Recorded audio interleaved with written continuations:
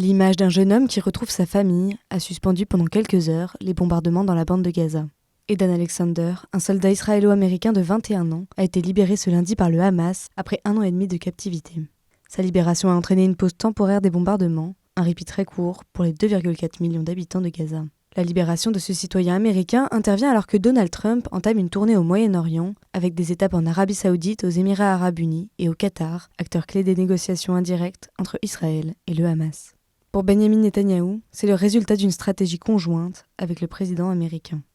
זה הושג בזכות הלחץ הצבאי שלנו והלחץ המדיני שהפעיל הנשיא טראמפ. הדבר הזה זה שילוב מנצח. Quelques heures seulement après la libération d'Edan Alexander, l'armée israélienne a repris ses frappes sur Gaza, visant notamment un hôpital. Le Hamas accuse Israël d'avoir assassiné le journaliste Hassan Asli, présenté comme le directeur de l'agence de presse palestinienne Alam 24. Il était soigné dans l'hôpital après avoir été blessé lors d'une précédente frappe qui avait tué 2 autres journalistes palestiniens. L'armée israélienne, elle, affirme qu'il s'agissait d'un terroriste déguisé en journaliste ayant participé à l'attaque du 7 octobre. Depuis la reprise de l'offensive le 18 mars, Israël dit vouloir conquérir Gaza, et son armée bloque l'entrée de l'aide humanitaire depuis le 2 mars. Parmi les 251 personnes enlevées lors de l'attaque du 7 octobre, 57 sont toujours retenues dans l'enclave, dont 34 déclarées mortes selon l'armée israélienne.